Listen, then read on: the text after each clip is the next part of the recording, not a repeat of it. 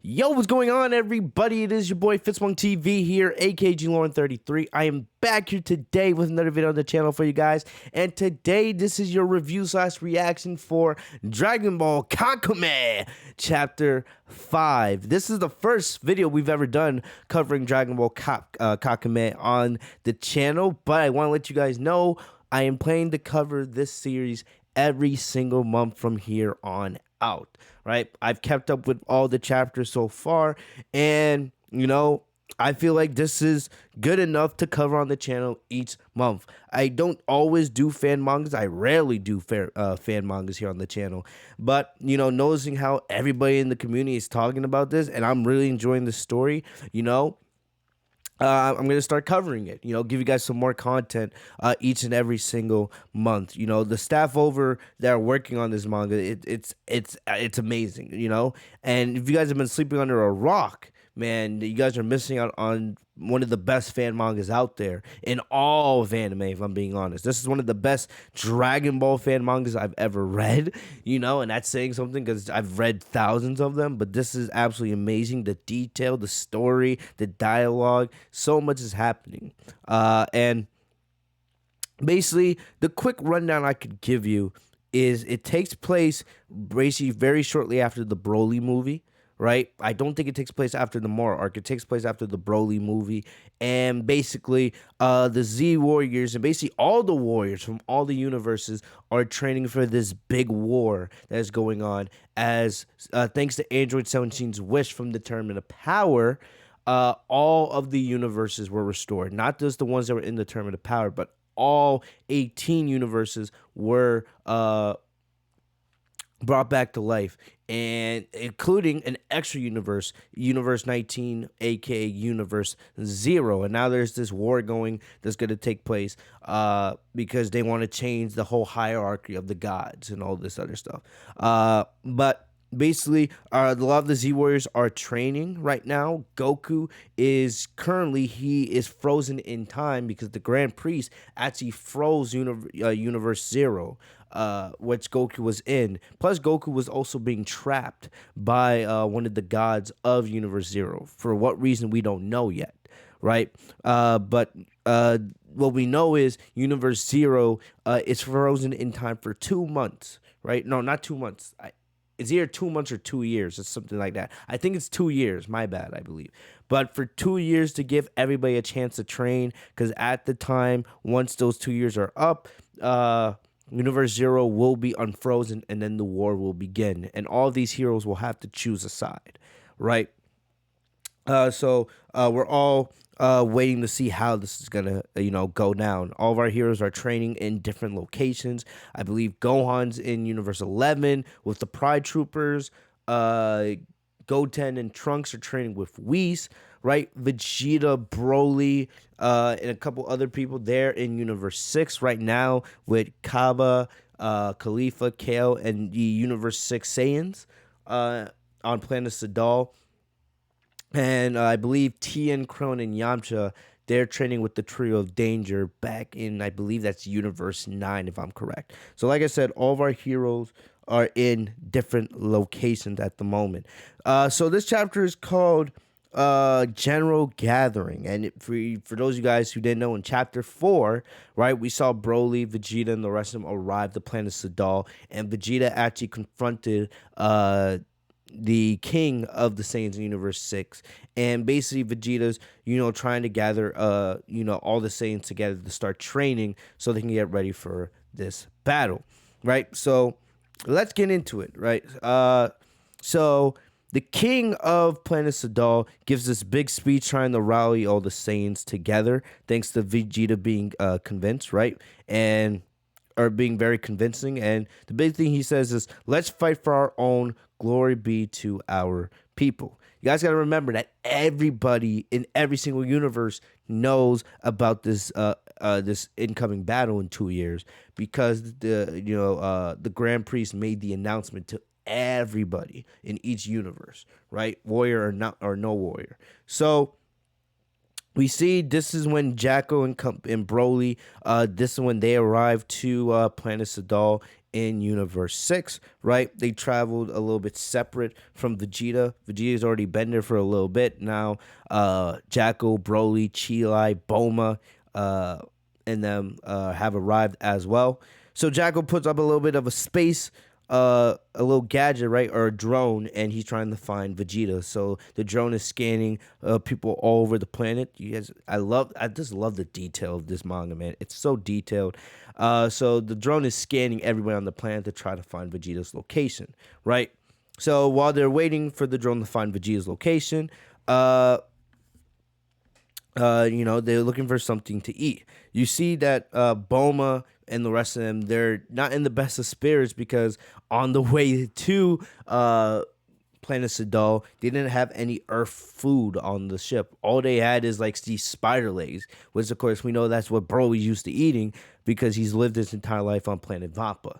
So they were forced to eat spider legs just to survive the trip, and they haven't recovered yet.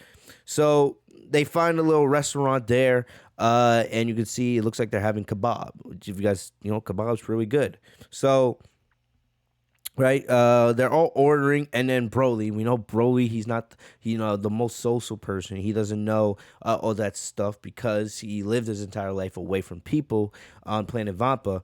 So Broly says you only have 3 dishes listed. Chile told me that restaurants usually have lots of options, but because Broly never really learned how to read and all these other things, he's only looking at the pictures of the food. He's not reading the entire menu, right? So of course Broly's a lack of awareness because of his upbringing is on full display, which is hilarious, right? And Broly's like, what is this? Isn't it a restaurant? And Chiwa's like, I do my best to teach him. So we see the drone finally is able to find Vegeta, who is walking with Khalifa, Kale, and Kaba. One of my favorite things here is Khalifa. She gets pissed off in almost everything Vegeta does. And, there's a lot of funny moments between these two as the series goes on. But we see that the drone locates them, but before, and Jackal gets a notification that the drone has found Vegeta, but before Jackal could say anything to Vegeta, Vegeta destroys the drone. He doesn't even really try to question what it is. He just destroys it, which is something Vegeta would do, right? And Jackal's like, and you see Jackal swearing, dropping F-bombs, and he's like, damn. Plus, Jackal's, complaining also because he's paying for everybody's food right now. So, he not only did he just lose his drone, now he's paying all this money for everyone to eat. And, Jackal's not the richest guy in the world. So you can see, Jackal's kind of struggling right now. But anyway, Jackal flies, right, to try to go get what remains of his drone and find Vegeta. So then, we get a little bit of a flashback. So a couple hours earlier, before all the Z fighters departed to go to their different locations, we see Piccolo come up to Gohan's place, right? And Piccolo tells Gohan, you gotta train hard, and Gohan's definitely, it looks like he's gonna be one of the keys here in this story. Because if you haven't read the previous chapters, like I said, Gohan goes off to train in Universe 11 with the Pride Troopers. He goes off to train with Toppo, who has just recently become the new god of destruction, and Jiren and Dispo. So clearly, Gohan's going to be somebody really to watch for, right? And we know even with Goku not really there right now, Goku will be there when the battle starts. He will eventually be free from whatever they're imprisoning him in Universe Zero. And we know how strong Goku is. We know that Goku doesn't have UI mastered because this takes place after the Broly movie and I guess before the Moro arc. But still, Goku's still ridiculously strong. So anyway, Piccolo asks Videl if he can train Pan, right? And Videl kind of pulls a Chi-Chi. She's like, Piccolo, I hope you're joking. And then Piccolo gets flashbacks of when he trained Gohan, when Gohan was only 4 years old, way back during the Saiyan saga. Excuse me. And so then Actually, or not Pan, Videl actually flips out and she's like, well, those days are over. Thanks, goodbye. And she slams the door in Piccolo's face. You know, if you know Videl, this kind of seems out of character for her, but I'm guessing in this storyline, right? Videl just doesn't want Pan to be a fighter. Gohan's not really a fighter. He fights when it's necessary to protect his family, but he doesn't really want Pan going down that path. What's also interesting is we have the Dragon Ball superhero movie coming out in a couple months, and we know that Piccolo will be training Pan in that film. So definitely, it's going to be kind of interesting to see how Videl, because we can guess if Pan's going to be in the film, Videl is most likely going to be in the film, right? Since she is Pan's mother. So it'll be interesting to see what kind of reaction does Pan have to, or not, what kind of reaction Videl has to Piccolo training Pan in the superhero movie. We know this is a fan manga, of course, but I just find it kind of interesting here in this storyline how, Videl doesn't want, Pan going down the route of a fighter, right? So, it's very interesting to see Videl kind of be Chi-Chi here in this situation. So Piccolo just walks away, right? And, Gohan's a little bit flipped out. Kind of reminds me of how Goku would react. And Pan's just like, why did Mom react that way? Remember, in this storyline, Pan's only about 3 years old, So Gohan's like, woman, you see, I'm sure you'll be just like her when you grow up. So pretty cool stuff. So we see later on at night, we see Pan, she's reading a book, right, when she should be sleeping. And there's a lot of cool little Easter eggs. You see like the little devil on her lamp. I believe in the DBS superhero movie, Pan has a shirt with the same logo on, if I'm correct. So it definitely looks like there's a lot of Easter eggs that they're taking from Dragon Ball Super and the superhero movie and other things, which I do like. So we see that Gohan walks by and Pan quickly notices and she tries to put her book away and turn the lights off. But Gohan can tell that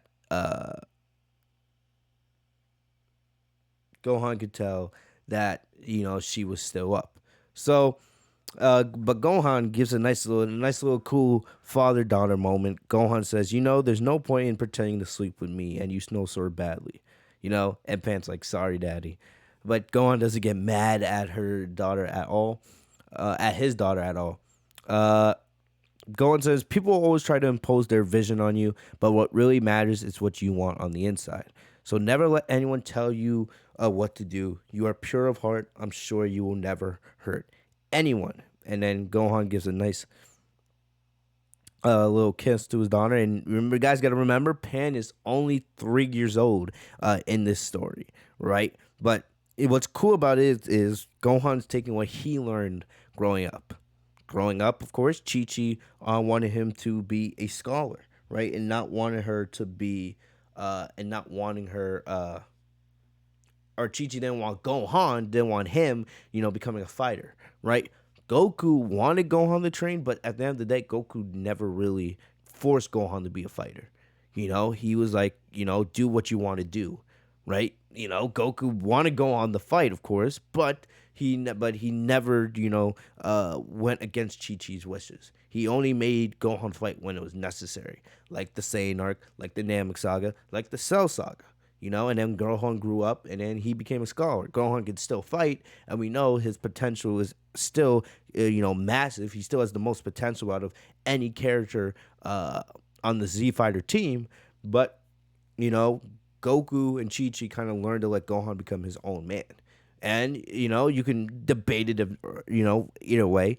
Gohan, if you look at Dragon Ball Super as a whole, right? Yes, there's been moments where you wish Gohan did a little bit more, but there's also been a lot of moments where Gohan, is still that fighter that we always wanted him to be. Think about it. Gohan fought in Resurrection F. He fought in the Tournament of Power. We saw him. He had a pretty big role in the Mora arc, if you guys read the manga. And we know that he's going to have a huge role in the superhero movie. To the point where a lot of us are thinking Gohan might get a new form. So it's, sure, we want to see as much Gohan as possible because we love Gohan. But, Gohan as an adult now still, you kind of get the best of both worlds with him. He's a scholar, which is what he wanted to do, and he fights every once in a while. He doesn't fight all the time like Goku and Vegeta, but he fights where he feels it necessary. Gohan's living the life that he wanted to, you know, and he's trying to pass that message and that lesson down to his daughter. You're a good person. Do what you want to do. It's your life, you know. So pretty cool moment here between father and daughter. And then after Gohan leaves, Pan goes back to reading her book. Not sure what the book was. I don't know if it was important, but still, it is what it is. So pretty cool moment here between Gohan and Pan. So back to it. So then Jacko's able to find Vegeta, and Jacko's like, Vegeta, do you feel like you destroyed a very expensive gadget by any chance? And Vegeta's like, I don't really give a damn about your robot, right? And what do you want from me? And the thing about it, what's funny is Vegeta completely forgot that Bulma and Broly were supposed to be coming to planet Sadal. So when Jacko tells him that, Vegeta's like, yes. Which is hilarious. It's actually pretty funny. Vegeta was so focused with the Universe 6 Saiyans that he completely forgot about his wife and Broly coming to the planet as well to train for the next 2 years. So we see Vegeta, meets up with his wife and the others. We see Bulma, she has a conversation with Kaba because they know each other from the Universe 6, Universe 7 tournament, right? And then we see Bulma meet Kale and Khalifa for the first time. And the thing what's funny is Bulma knows nothing of Kale and Khalifa because in this storyline, Vegeta never told Bulma about how they met during the Tournament of Power, right? So Vegeta says, I don't want to bother my wife talking about such gross people as you. Right. And like I said, one of my favorite things about this fan manga is the constant back and forth between Khalifa and Vegeta. It's absolutely hilarious. Right. And we see Khalifa. So we see Khalifa just like, she doesn't get mad like she has been in recent chapters. She just walks away. Right. And we see her later anyway. And then Kaba realizes he has something to do. It doesn't tell us what it is, but he walks away as well. Right, and then Vegeta's like, only cowards on this planet. So we see that Kale is the only one that's left, right? And it looks like Kale is about to leave. But then Bulma is like, what, you're going to leave as well, And then Bulma's like, we need someone to guide us on this planet. Someone that knows, the territory and the environment, right? And then we get to see something pretty cool with Kale and Broly meeting for the first time. And right away, they notice, like, there's something between them, right? And we know, of course, they both have the power of rage inside of them. Kale is Universe 6's version of Broly. So we see right away, they notice that there's something between them, something. And then all of a sudden you see Chila, she's trying to get Broly's attention, but she can't as these two are just staring at each other, right? Chila's like, I'm still here, and Broly's just completely blind to everything Chila is saying. So Broly introduces himself, and then Kale introduces herself, right? And then Kale kind of muscles up a little bit, and then she's like, that's okay, I don't have anything better to do. And Kale gets this confidence out of nowhere and becomes the guide, which is, a change of pace for Kale, because we know Kale isn't usually that type of person, right? She's usually very shy, very laid back, but all of a sudden, I guess this meeting Broly just gave her all of this confidence all of a sudden. So we see then they're walking through downtown, right? And then Chilai is kind of jealous. You can tell Chilai's jealous all of a sudden because Broly's been ignoring her ever since she met Kale. And we know Broly, he's not the smartest guy. He has a little bit of Goku in him. And Broly's like, what's wrong? And then he starts nagging Chilai, like, you're coming with us, right? And all of a sudden, Chilai's like, okay, I'll come with you. So Kale's showing them the downtown atmosphere of Planet Sadala, and them showing it, and it's kind of similar to Earth, right? Kind of similar to Earth. They have like Ferris wheels and food markets and shops and all that other cool city life stuff, right? But it's not exactly what Earth is. So Broly wants to see like what else does this planet have the option. Uh, and you can see Chiwa is just annoyed the whole time, and as they walk more through, they look through more of the city life, right? We see Kale asks his Broly like, where do you come from actually? Like what do you guys do on your planet? And Broly's like, to be honest, actually, I've never done anything else than hunting because that's all there is on Planet Vampa. It's a wasteland of a planet. All there is just a bunch of giant spiders, right? Broly's like, there's neither people nor much to do on my home place. And but bro was like, but there's Chi and I love her, and she was like, let me down.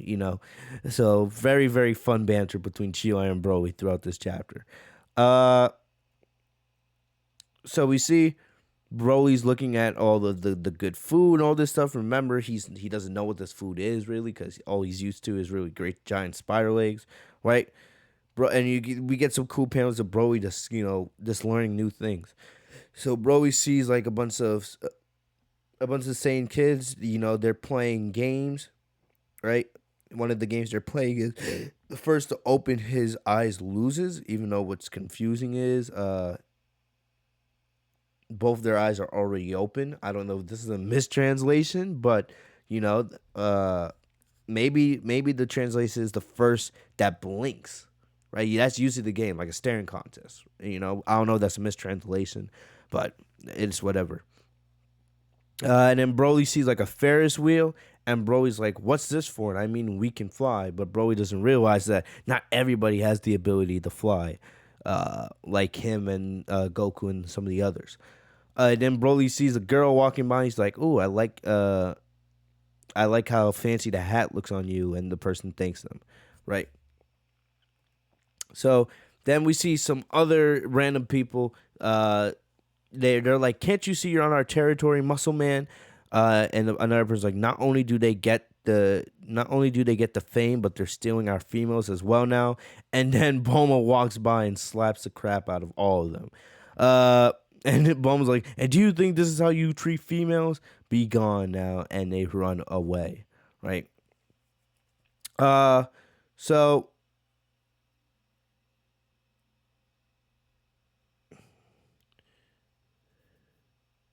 And then we see Boma.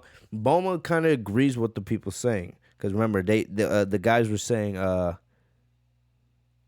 they were kind of getting on Broly for Broly just walking around casually shirtless, and we know Broly's ripped, of course, because he's the Saiyan. He got the muscles, he got the abs, he got the body that all girls would fall for in an instant. But Bulma's like, uh, you should not walk around shirtless. It's inappropriate. And Chila is like, yes, I couldn't have said it any better. But really, Chila, like, come on. What's out of everyone there? We know you can appreciate shirtless Broly more than anyone.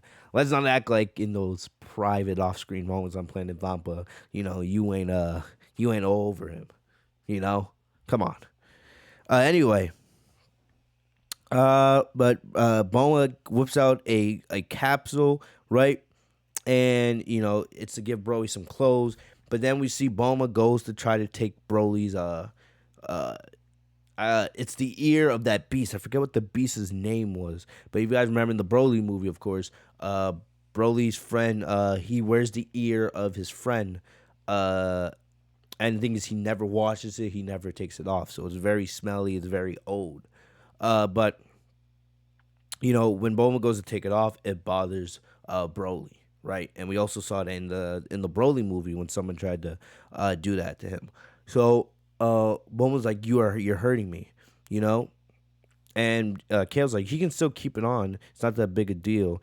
If the smell bother you that much, I know a good perfume maker who's near. So their plan is to just put some perfume on it, to make it smell better. Even though there has to be some kind of laundromat. How long would it take just to wash Broly's thing? You have 2 years, right? All you gotta do is just wash it. You don't. But I don't know. I guess Universe 6 Saiyans are just weird like that. But then Bulma's like, I wasn't aware that it meant so much to you, and she apologized. But then Bulma gives Broly the clothes capsule, and all of a sudden we see Broly kind of get this beast looking shirt, right?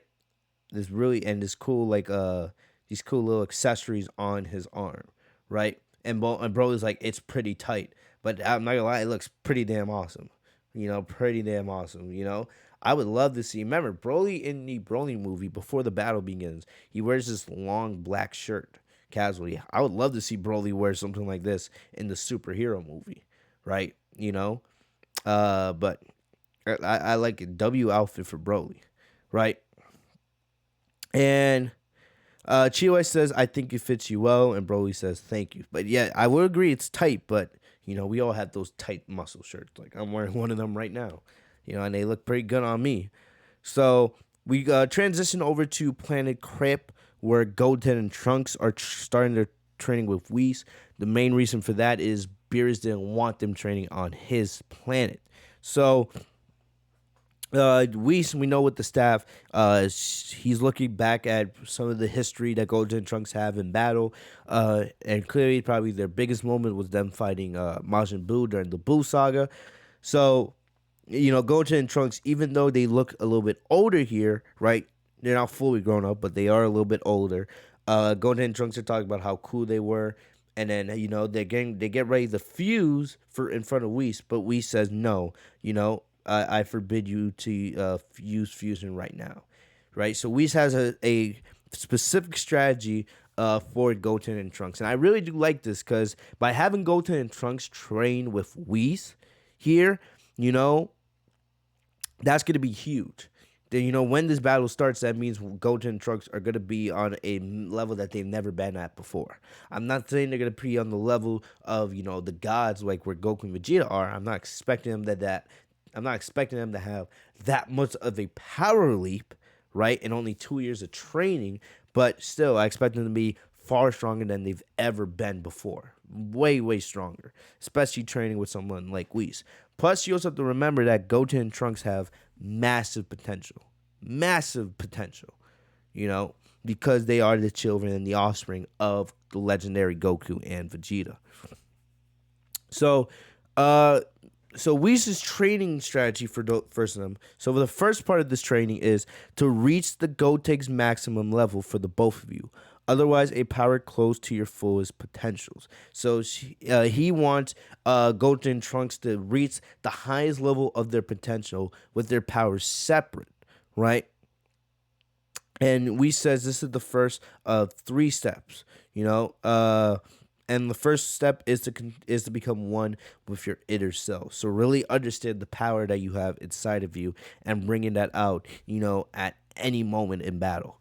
So Whis says, to put it easier, you'll have to be able to unleash your power in one blow, be it with physical contact or not.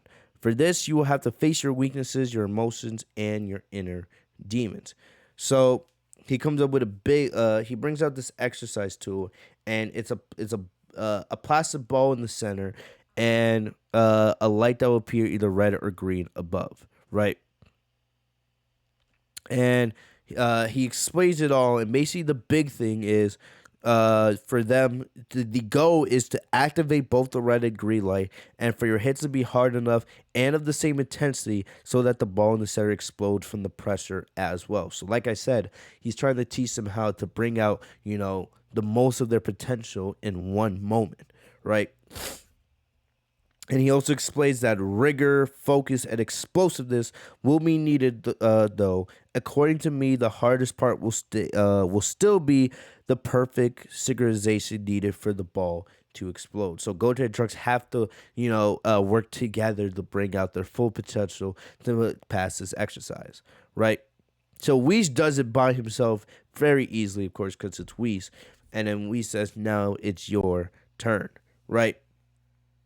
And as Goten and Trunks start their training, we go back to Vegeta, who's preparing to start the training with the Universe 6 Saiyans. So Vegeta is putting them in squads, right? And then we're introduced to the three strongest warriors of the Universe 6 Army. Of course, outside of Khalifa Kale and Kaba, right? And we get introduced to Admiral Ruba, who is the most powerful man on the planet. Admiral Lyric, who is an experienced strategist and a bold warrior, right? And Admiral Fennel, and who is the best of the best. And we get a little bit of bio about all three of them and their history in battle, right? So Vegeta explains you will make 4 mixed groups. Each group will go in front of one of the admirals or myself. Have I been clear? Right? And we see Vegeta, really goes hard with that leadership intensity. He yells at them. He says, I haven't heard anything. Louder. Have I been clear? So Vegeta is like, we get to see Vegeta really step up. Really step up as he's leading an army. Kind of being the prince that, he was meant to be in Universe 7 before Frieza killed all of the Saiyans on Planet Frieza. Or on Planet Vegeta. I also have to mention here that Frieza is in the story. For those of you guys who haven't been reading all the chapters, Frieza is a god of destruction. He's a god of destruction of Universe 18. So after the universes were restored, Vegeta went and killed one of the gods of destruction, who was kind of weaker than some of the others, and he took over as the god of destruction for Universe 18. But we see Vegeta kind of likes, being in control, right? Vegeta's like, I feel like I'm going to enjoy this job. And, Bulma's comments, look at this dude. He is really big-headed, And I believe this is Khalifa that's beating Kaba, but I don't know. I can't really tell. It could be anybody.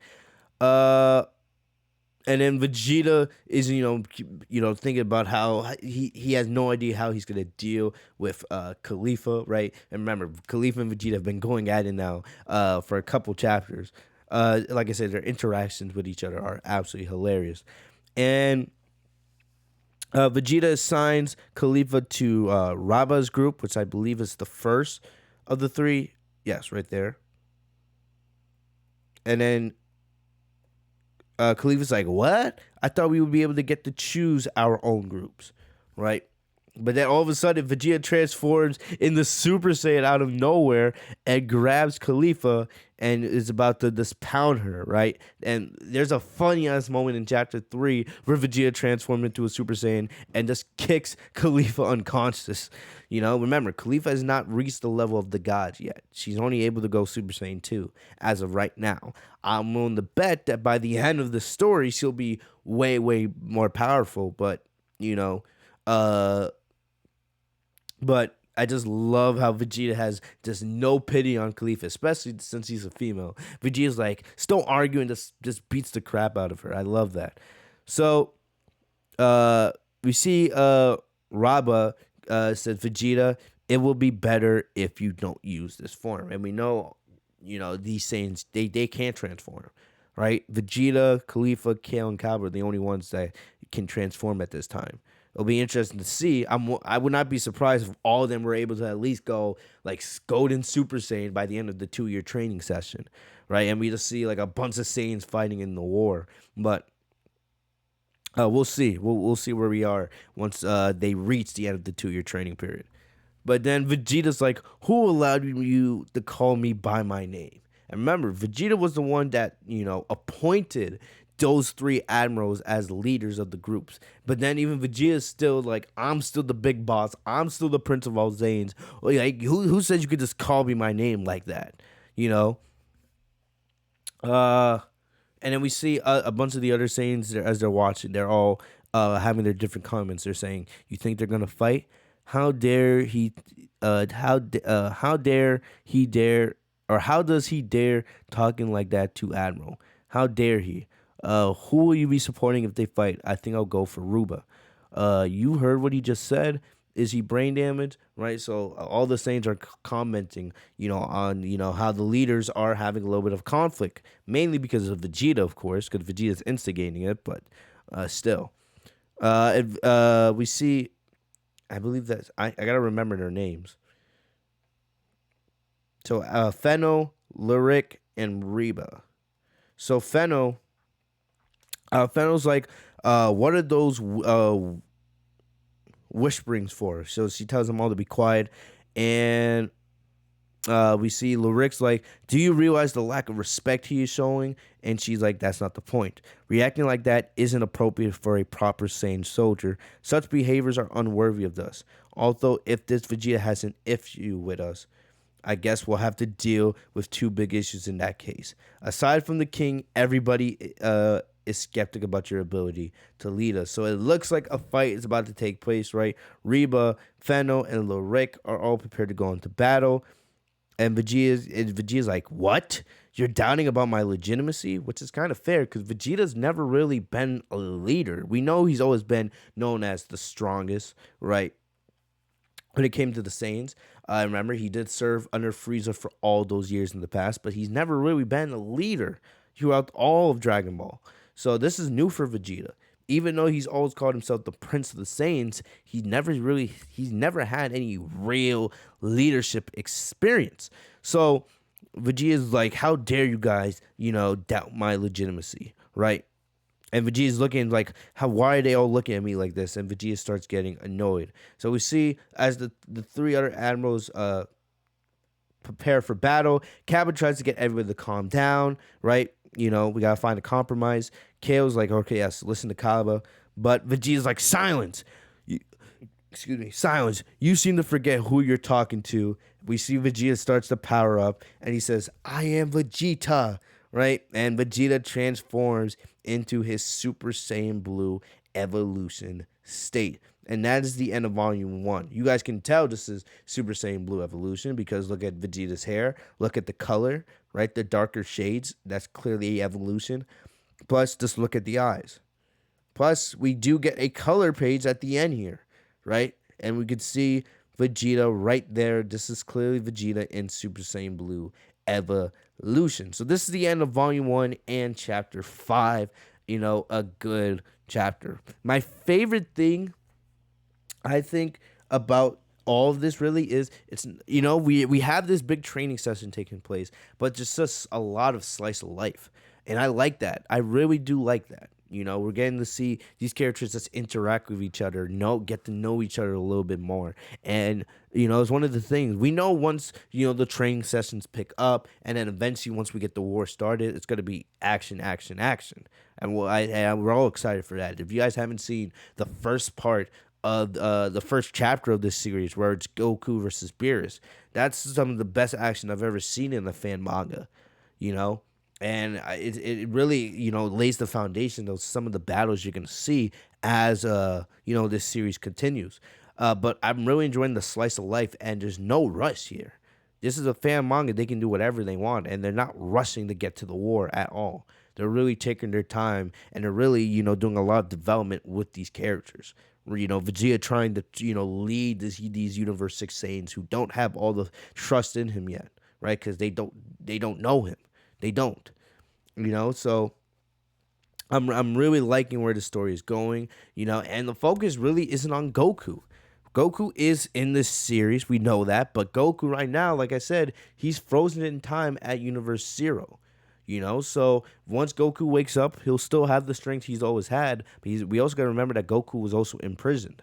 Goku was also imprisoned by one of the angels of Universe 0 before Universe 0 got frozen in time, So it reminds me a lot of early DBC when they would do all these things to keep Goku out of the battles, right? To kind of give some of these other characters a chance to shine, like Vegeta and Piccolo and Gohan and Krillin, So I'm liking this, They're focusing more on these other characters and less about Goku. And Goku got his shine at the beginning in the first couple chapters, the first two chapters of the series. And we know that Goku will be there at the end.